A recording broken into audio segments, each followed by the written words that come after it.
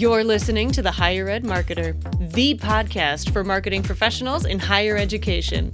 Join us every week as we talk to the industry's greatest minds in student recruitment, donor relations, marketing trends, new technologies, and much more. If you're looking for conversations centered around where marketing in higher ed is going, this podcast is for you. Let's get into the show.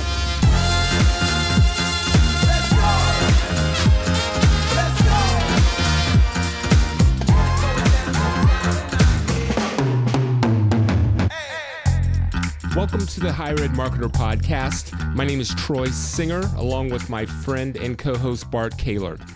Today, the conversation is going to be a unique and interesting one because we're bringing higher ed leadership perspective from the Chief Revenue Officer's perspective. Today, we're talking to Stephen Rutt. He is the Chief Revenue Officer at Abilene Christian University. And Bart, I love the way that he goes into the differences and the successes and some of the challenges between enrollment, marketing, finance, and how they can work better together. Yeah, I really like having Stephen on the podcast, and I know, if you're listening and tuning in, you're like, this isn't really about marketing. No, it is. You need to really understand this because there's a lot of really good lessons that you can take away from this, and I think it's going to help you be a better marketer if you understand a lot of the perspectives of how decisions are made on college campuses around budgets and around enrollment numbers and return on investment and things like that. So really appreciate how much Stephen kind of leans into that, not only from how that works in from an enrollment strategy and explaining that, but also how using data and really helping marketers learn more about their data and their KPIs, and then just how to really make those smart investments moving forward. And so really, really good conversation, and it's one of the ones that I like, I get passionate about, so I'd love to make sure that you stick around and listen to the whole thing. One key thing about it is he believes in looking at it from an abundance perspective, and he approaches this conversation from an abundance perspective. Yeah, it's really a great conversation. Here's our conversation with Stephen Rutt. Stephen, to kick things off, we ask our guests to share something interesting or fun that they've learned recently or maybe experienced. So this is your time to shine. Please share something that you've learned that our audience would enjoy hearing. Yeah, no, great question. And I've been thinking a lot over the last year of just my own leadership journey, and more recently over the last week or two, have had some really good conversations, part of a leadership program that I was a part of. And one thing I've really latched onto is key phrases that are simple, but my team understands and gets and kind of knows where I'm leading in. So I've overused the term baby steps with them for the last 2 years, and so I've been trying to figure out what the right next term is, and I've leaned onto a few that I'm starting to workshop a little bit. One of those is around future will reward clarity, but will punish certainty. And it to me captures a little bit of a little bit what I have been thinking over the last couple of years. And then the second one is just getting comfortable with the uncomfortable conversations. A lot of times we need to have those uncomfortable conversations that push our boundaries. And how do we get comfortable in those, knowing that that's where we break through and really find the transformational things. So those are things that really over the last week I've been really diving into with my team and trying to understand a little bit more of. That's great. Thank you. Stephen, we really wanted to be intentional with our conversation with you today because we haven't had a lot of chief revenue officers on the podcast. So we want to take advantage of it and talk about the CRO role and enrollment strategy and both the big picture and get some real world lessons from you. So as everyone knows, the CRO sits at the intersection of many things within a university, finance, marketing, and enrollment. Mm-hmm. So would like to know from your perspective, where do you see the biggest disconnect between these teams today, and where are the biggest opportunities for collaboration? Yeah, no, and ultimately, I don't see a lot of CROs out there, so I'm also hoping it becomes more of a trend as well. But yeah, the real disconnect that I see, and in terms of those three key departments that I have a lot of interaction with and work with, really starts to stem. We talk a lot about silos in higher education. But I'm trying to kind of dive even a little bit deeper into that and understand kind of some of the mindsets. And what I truly see is a scarcity mindset in a lot of institutions, mine included. That has to be, we have to intentionally kind of try to kind of understand a little bit deeper to break through those lines. And so ultimately, to me, that scarcity starts to infect the culture. A lot of times, whether it's different leaders across different institutions, a lot of times we throw out the term culture, and to solve a lot of different types of issues. And really, that is really where we need to kind of focus in on it. And to me, one of those big pieces is trying to move, if you are trying to grow your institution, which as a CRO, there's an intentional driver towards growth. And so I'm very focused on trying to take that scarcity mindset to a more growth mindset, growth culture type of an approach. And so, that is hard to kind of really label.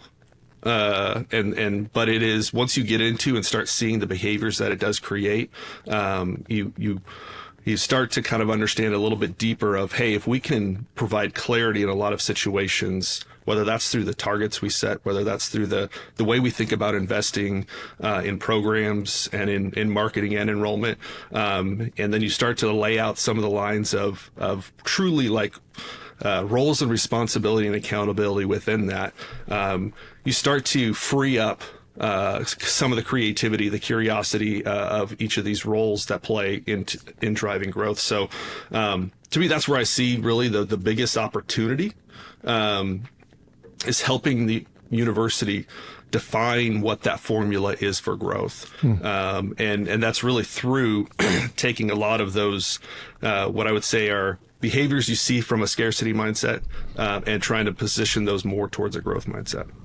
Yeah, I love that. I love the idea. I read a book a few years ago about abundance, and so it's the opposite of the scarcity mindset. And I think that it's not just higher ed. I think that there's so many places in our lives, just personally, that we live out of that scarcity mindset that really creates unnecessary competition, creates unnecessary conflict and strife. And so I know one of the areas that even within the context of what a lot of our audience in marketing would kind of be thinking about, even in enrollment, is sometimes we try to, approach different aspects. We have an idea, or we want to do something, and a lot of times CFOs can sometimes carry the reputation as kind of a no people, or they kind of see scarcity even in the budgets and things like that. And so when it comes to marketing spend, they're kind of sometimes known for that. Not everyone. I know some that don't. But how do you recommend, and maybe even on your team, the idea for bold marketing investments, the idea that's going to move the needle, things that are going to be, that you can definitely see a ROI. How do you encourage your marketing leaders to make those cases for that investment when sometimes the leadership is risk averse? Mm-hmm. Yeah. No. So let's maybe tackle that maybe a couple different ways. First, let's maybe talk about the risk averse kind of nature of finance. And I would actually change the language a little bit, and I would call it finances. And partially, I'm gonna get on my soapbox a little bit because my background is finance. Perfect. Ended up making my way into marketing and over the last 5-10 years, and really through analytics and things like that. But right. So finance is really focused on risk management. And ultimately, at the end of the day, they're responsible for the financials of the university, ensuring ultimately we're not making dumb decisions that lead to, whether it's closing or even smaller things like that. So one of the greatest assets that a finance person wants to get to is the predictability. Right. And ultimately, that is a hard thing to get to when trying to understand investment. And so diving into the assumptions are critically important. And then how do we manage to those becomes also critically important. So to the flip side of working with marketing and that relationship between finance and trying to think of what is bold. First, I'd want to position, how do we define what a bold marketing investment is? And so is it, hey, I just need $50,000 to do this unique thing that we've never done before? Or are we saying, hey, no, I need to increase my budget by 20% because we believe, that doing this type of approach from a marketing perspective will help drive growth for the university. And so dive into the assumptions of that. Understand the financial model, the business model of the university. That's obviously does not need to be, you don't have to have an intimate detail, but have at least an understanding of where the finance, the CFO team is trying to manage things. And so, because if you have that understanding, you can start to then put those plans together in a way that starts to bridge that gap a little bit more. For instance, one of the things I would say, if you're not doing it already, you should know, even taking marketing and enrollment costs together. So your total acquisition spend, not just media, but also salaries and expenses, everything that goes into that as well. And comparing that against what the lifetime value, the lifetime revenue of a student is as well. So as a percent of revenue or as a cost per enrollment type of a calculation, you should know that.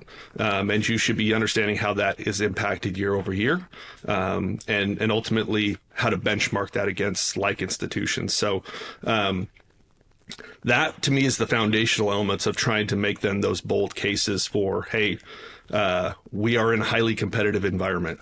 If you look at, the birth rate trends, not necessarily cliff anymore, but, enrollment trends are probably going to continue to decline over the next 10 years. Now, there's some populations that will grow. And so how do you make a case for investment where, hey, it's going to become more competitive? And if you want to grow, you're going to have to be very differentiated. You're going to have to lean into different storylines, things like that. And so that's where I would kind of start it. And then it's not an easy thing to solve for, right. And you'll probably have to continue to do more there. That's good. I appreciate that. Multi-part question here. How do you balance the need for enrollment growth with financial sustainability? And then please describe a time when these two priorities clashed and how you navigated it. Yeah. Good, very good question, because I'm in the middle of it right now. So, and that's ultimately the question that we're trying to solve for. ACU is positioned very well financially. We have been blessed with a lot of donors that have given back to the university. We've been able to manage our budgets pretty well, and we're in a more of an abundance kind of spot right now to say, hey, we can invest in the future. So what does that look like? But we're also saying, hey, we don't want to just grow for growth's sake, and we want to do it sustainably because we want it to last. And so to me, the question starts with, a university is a complex organization. Not just do we focus on net tuition revenue, but there's things from housing, meal plans, athletics, philanthropy, research. It's kind of almost sometimes, a residential campus is a small city. So there's a lot of complexity there. So I'm going to focus solely first on the core of it. So the net tuition revenue engine, I'll call it. And I want to understand our portfolio. And then ultimately, as we grow or attempt to grow, where are my expenses going to be? And so a lot of times we'll look at ratio-based type things, looking at acquisition as a percentage of revenue or to help understand how that needs to scale as revenue grows.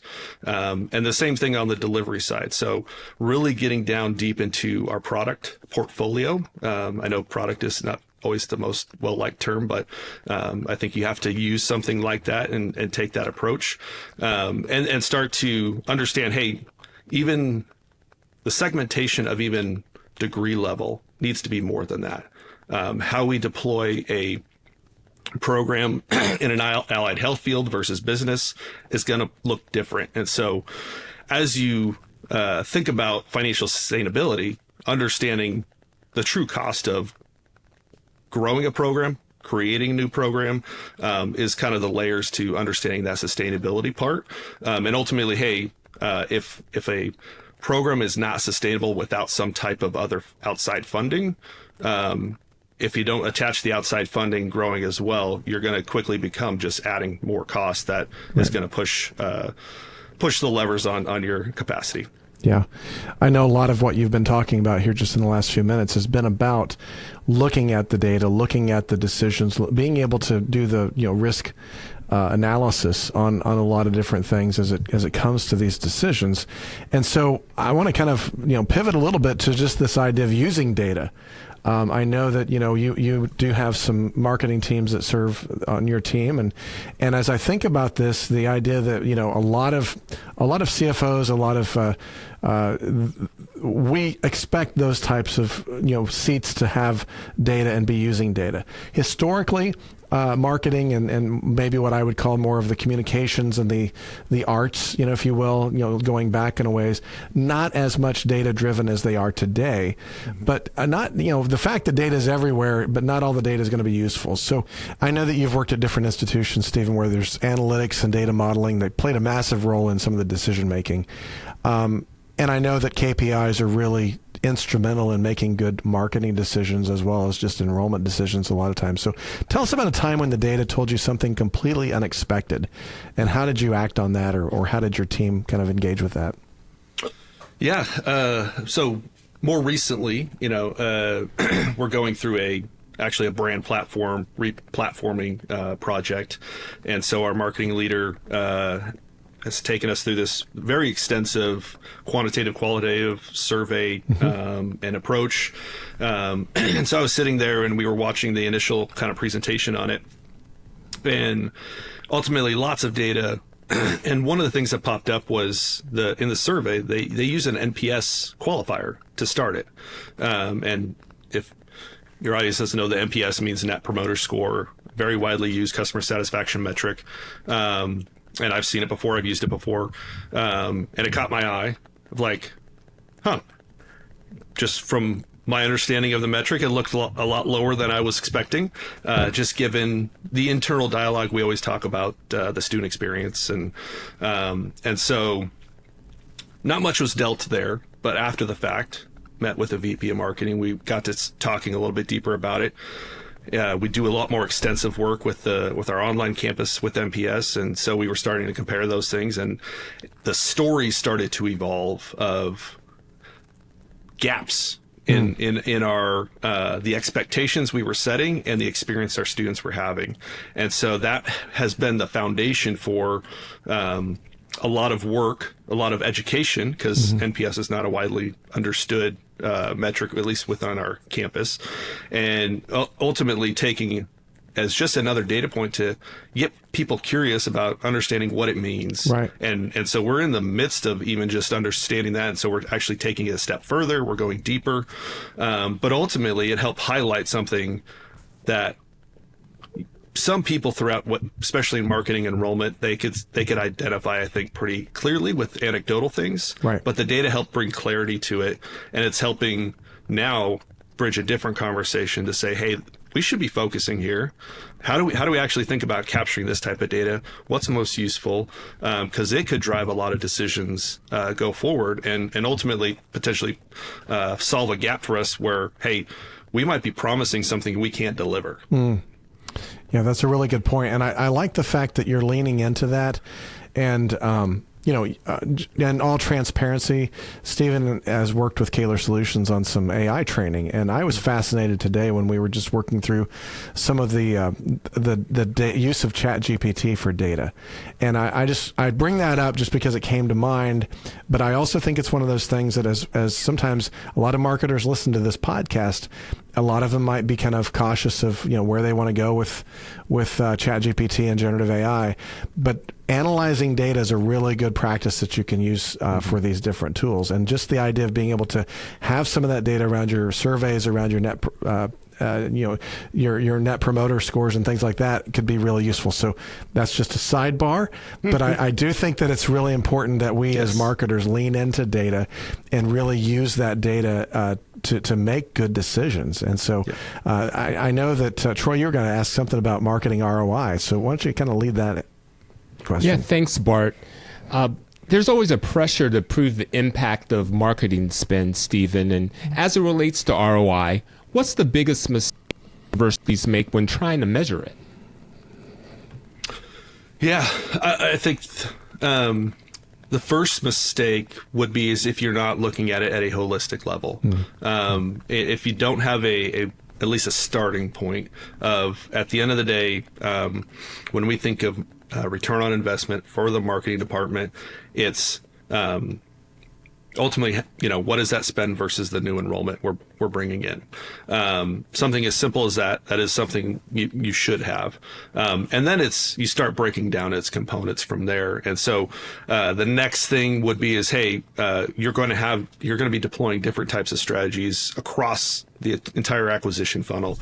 Make sure you're understanding, hey, as we're focused on whether it's brand building or, calling it creating demand or anything like that, we understand the goals it's trying to move, the measures it's trying to move.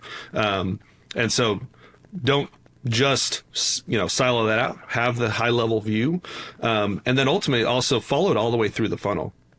If you're not in constant communication with your enrollment team, your admissions team, and understanding how what you're doing is impacting down the funnel, you're missing potentially some pretty significant learnings and insights. And so that's how I would say that if you're not doing that would greatly reduce your ability to drive ROI. That's great. So I'm just curious, if you only had 3 data points that you could really use to guide the institution's marketing and enrollment strategy, what would you pick, and why would you do that? Yeah, and so from my role, from my position, and I'll add a qualifier here, because the way I look at performance data metrics, I look at it in layers. And so, at the top institutional level, like think of board governance metrics, those types of things we probably don't really look at all too often unless we're kind of responsible for putting those together. Right below that is the financial performance, ultimately the sustainability of your institution. There's another layer in there that is in between what I'll call the operational performance. Okay. And that's the tying between the financial performance and your operational performance. So, and I call it kind of that unit economic layer. These are your kind of cost per students, your total revenue per student, those types of things. And then below that, the foundational layer is just kind of your just call it data layer. It's your CRM, it's your LMS, it's your SIS, and how that data gets collected. So as I think of that and where my role is, I'm focused more on the top levels. Right. And so the 3 really that I would kind of consider would be really just, what's my total acquisition spend? What's my total new enrollment? And what's the lifetime value of a student?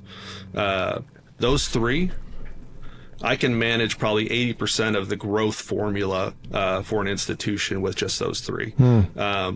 And what it ends up doing, because the lower you go into those levels of performance, ultimately that operational part, you're thinking a lot about optimization. Right. Though that's important, not saying it's not. But at the end of the day, I'm more at the strategic layer. You're thinking of that financial performance. And so to me, those would be the 3 key metrics for me. I like that, because I think that does so many things, because I think that it helps us as marketers to think about, okay, we're trying to market a certificate program versus a traditional undergrad, which has a lot more ancillary, dining program, residential. There's a lot more income coming through that area. And then you look at like graduates, and depending on what the program is, I mean, you get a nursing degree, sometimes that has a larger overhead for the institution versus a liberal arts degree. And so I think as marketers, educating yourself on how these decisions are being made also helps you be a better marketer, because you can be creative in the way that you're approaching, how am I going to do these certificates versus how am I going to do these doctorate programs and things like that. And so I really think that being able to have that understanding, and this is where I think it's so important to go build relationships across the campus. You might be in marketing. You might not ever talk to the finance people.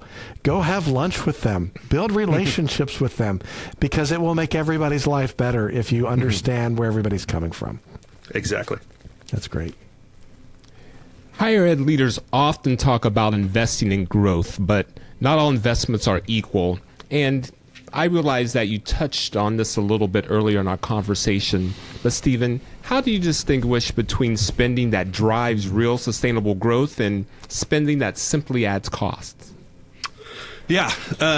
Again, it gets a little bit what we talked about, the what's your growth formula?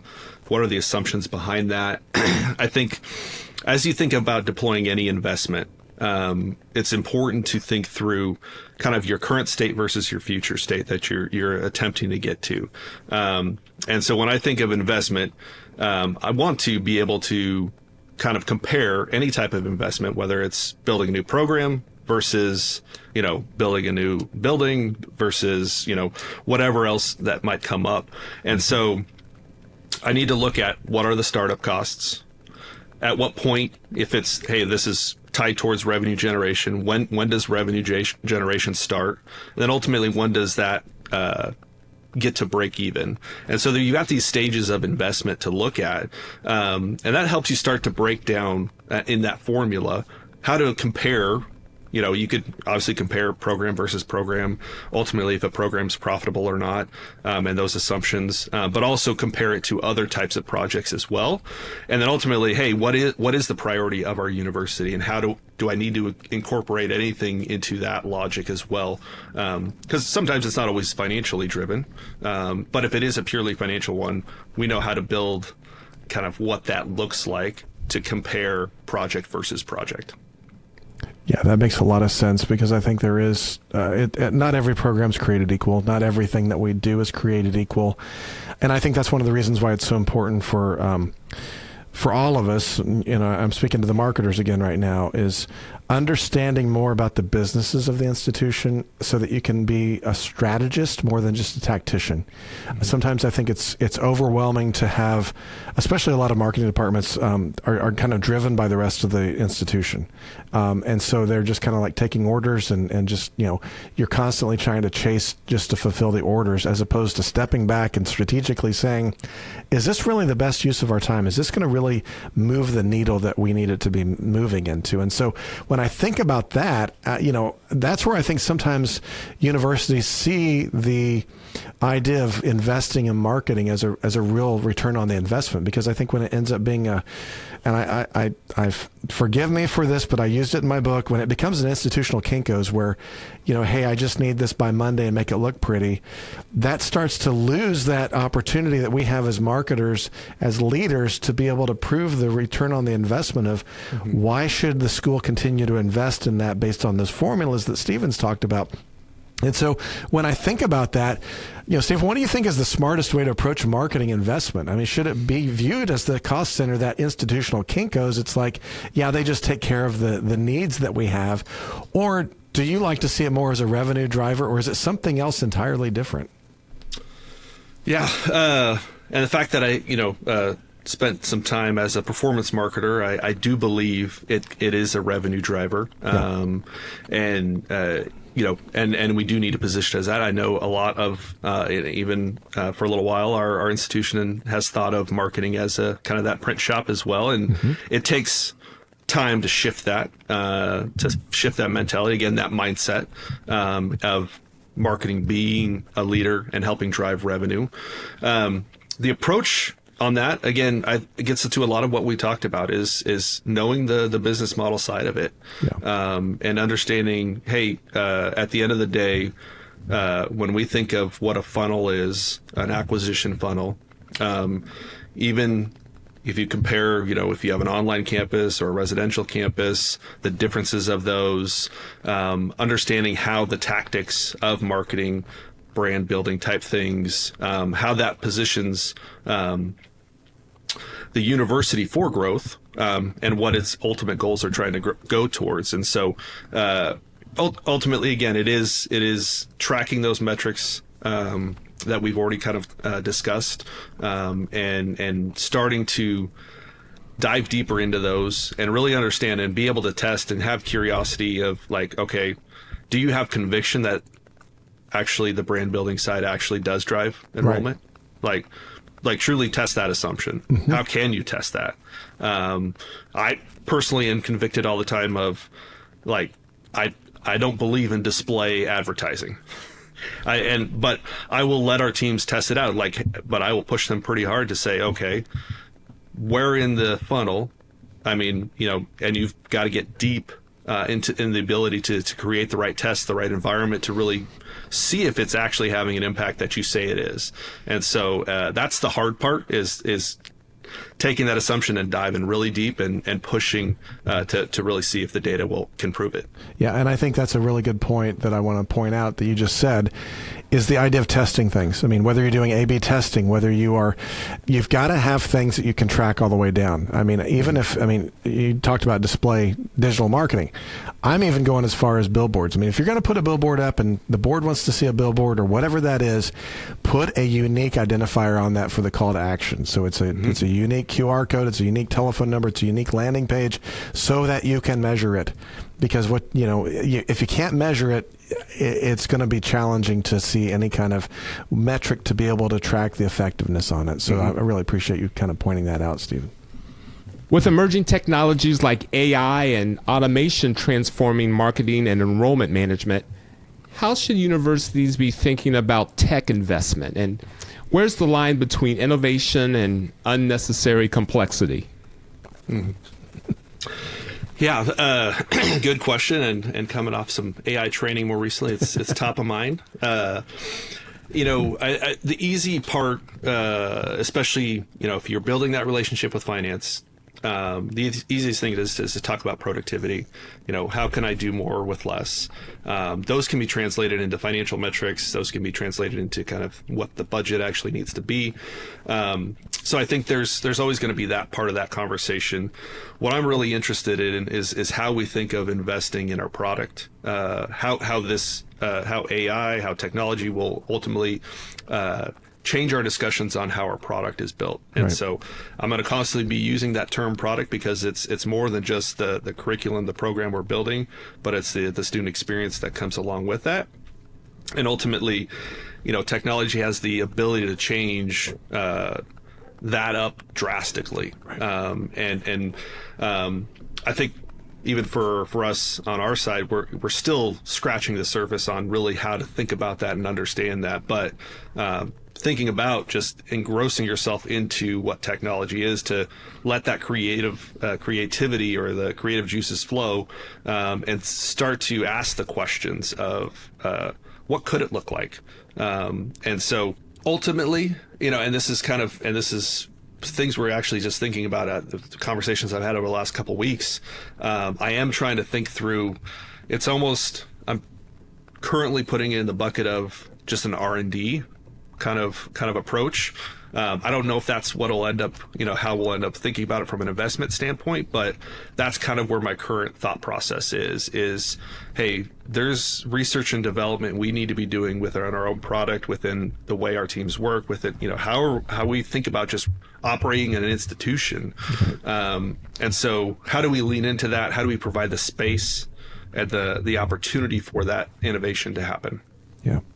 I appreciate so much of what you just said there, Stephen, especially with the fact that earlier in the conversation, you've been talking about product. You've been talking about, return on investment. We've been talking about, risk averse and things like that. I think, and I've been encouraging everyone listening to lean into that language and understanding, the role of these decisions from a financial, from a sustainability from those decisions. One of the things that I would really challenge too, and I think you touched on it here, Stephen, was the idea that so much of what we're dealing with right now, whether it's generative AI, whether it's automation, whether it's these things, in higher ed, we're so used to being able to put things in silos and to feel like, okay, that's an IT thing because it has a computer screen and it plugs into the wall. So that's IT. And this over here, that's Photoshop, and that's this and that. So that's marketing. Everything is blurring right now. There's so much that you can't do that, and the shorthand needs to stop. And so we all need to be experts in business, or not experts, but at least we need to understand enough about, the idea of product and the idea that student life is part of product. And as the world is changing around us, I'm convinced that in the next 5 years, there's going to be a greater desire for a 4-year residential experience because people are going to be tired of social media, and families are going to want to have their children have that experience. It's almost going to be, instead of the norm, it's going to be something that people are seeking out. And so we have that opportunity to sell that if that's part of what your school is. And so I say all that just because I think that there's a caution that I just want to tell everybody, that I want to pick up on what Stephen said, that the idea of really understanding the whole notion of what happens at the institution, how this whole system works together. As a marketer, you would go really far if you understood that and actually leaned into that and learned that and respected that, as opposed to coming back and throwing your hands up and saying, well, they said no, we can't do that. That's not where it's going to really help you or help your institution. So I'll climb down off of my soapbox there for a second, but I just feel passionate about the more we know about everything in the institution, the better marketers that we can become. Yep. Stephen, is there a final piece of advice or insight that you would like to leave with our audience that they could take after hearing and move the needle immediately at their institution? Mm-hmm. Well, if anything, and just to piggyback a little bit off of Bart there too, is it starts with mindset, and really attacking that.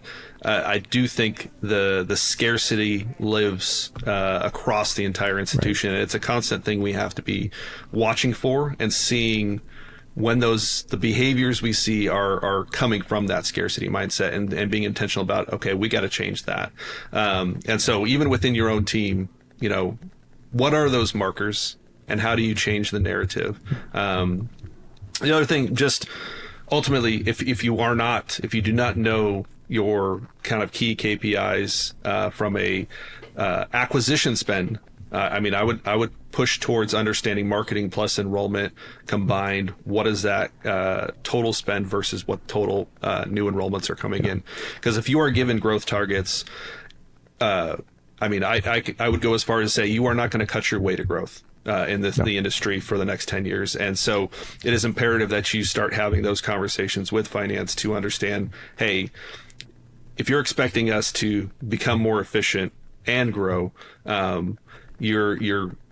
maybe you're lucky enough to have a great product and it can sell itself, but it's going to be extremely hard to do that. And you better be in a unique situation if that's the case. Yeah, agreed. Stephen, thank you very much for giving us that wisdom and advice from a chief revenue officer's perspective. For those that were intrigued with this conversation and would like to hear more or maybe even connect with you, what would the best way for them to reach you be? Yeah, a couple ways. I'm on LinkedIn, so Stephen Rutt. Make sure to look at Abilene Christian University. My father actually is a professor, same name, at Arizona Christian University, so you can get that easily mixed up, although I'm a little younger. And then if you want to email me, stephen.rutt@acu.edu. I'd much rather get emails from your audience than the hundreds of B2B emails, sales B2B emails I get. And so those will be much more fun to read. So very good. Well, again, thank you very much for all that you shared with our audience today.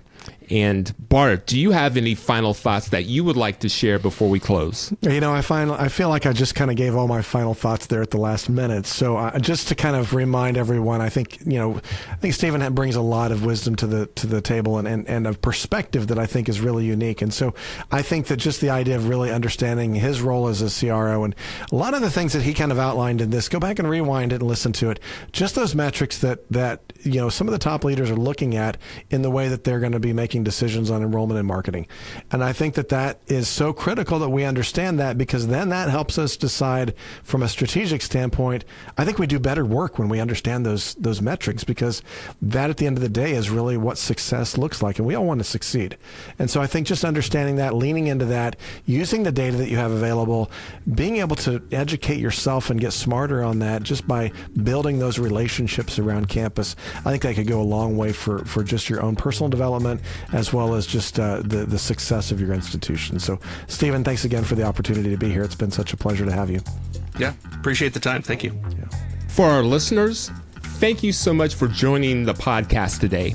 If you enjoyed the episode, we really would like for you to subscribe to the show. Leave a review or maybe share it with a colleague in higher ed. And please don't forget to follow us on LinkedIn at The Higher Ed Marketer for more updates and insights throughout the week. The Higher Ed Marketer podcast is powered by Kaler Solutions, your go-to partner for higher ed mission fit marketing and enrollment strategies and all of your branding needs. And sponsored by Ring Digital, the ad targeting experts for higher ed, putting your institution in front of your exact ideal prospects and inquiries with provable, measurable increases in yield. Until next time, wishing everyone happiness and success in higher ed.